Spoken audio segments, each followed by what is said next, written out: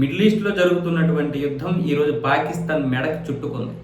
అది ప్రత్యక్షంగా కనిపించకపోవచ్చు కానీ పరోక్షంగా పాకిస్తాన్ విలవిల్లాడిపోతుంది. ఎందుకు అంటే ఈ యుద్ధం వల్ల హార్మోజ్ జలసంధిలో తన యొక్క చమురు వాడలు ఉండిపోయాయి. సేమ్ మనకి ఎలాంటి పరిస్థితి వాళ్ళకి అదే పరిస్థితి ఉంది. అయితే ఇప్పుడిప్పుడే కదులుతున్నటువంటి ఈ చమురు వాడలు చేరుకునేసరికి చాలా సమయం పడుతుంది.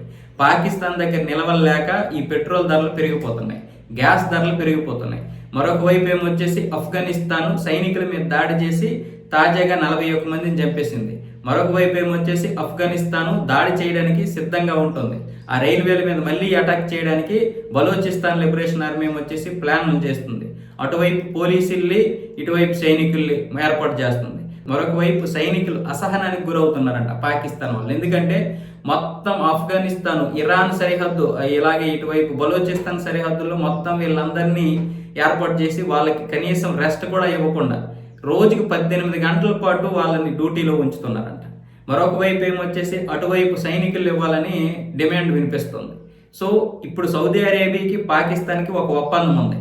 ఆ ఒప్పందం ప్రకారం ఎవరైనా సరే దాడి చేస్తే ఈ రెండు దేశాల మీద దాడి చేసినట్లు అన్నారు కదా, కానీ ఇప్పుడు ఇరాన్ ఎన్ని దాడులు చేసినా సరే పాకిస్తాన్ స్పందించలేనటువంటి పరిస్థితి.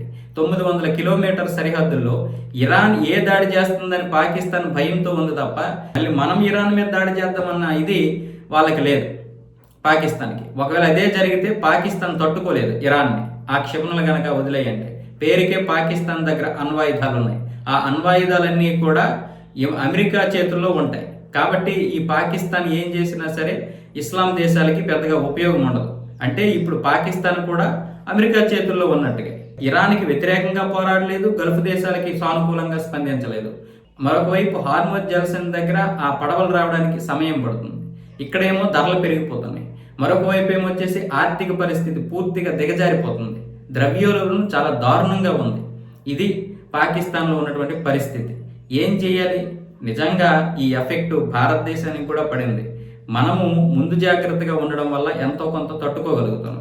ఈరోజు ఏ దేశం అయితే ఉగ్రవాదం మీద పెట్టుబడులు పెట్టాయో ఆ దేశాలన్నీ పరిస్థితి ఇలా అడుక్కోవడానికి వచ్చాయని చెప్తున్నాను నేను. ఈరోజు ఇరాన్ అయినా కావచ్చు. ఇరాన్ ఎవరిని పెంచి పోషించింది? సొంత దేశ ప్రజల్ని గాలి వదిలేసి పనికిరాని వాళ్ళందరినీ పెంచింది. ఎవరెవరిని? హమాస్ను పెంచింది, హెజ్బొల్లాను పెంచింది, అలాగే ఇటువైపు చూసుకున్నట్లయితే హూతీలను పెంచింది, అలాగే ప్రాక్సీలను పెంచింది. వీళ్ళందరినీ పెంచి పోషించింది. ఈరోజు వాళ్ళందరూ ఏం చేస్తున్నారు?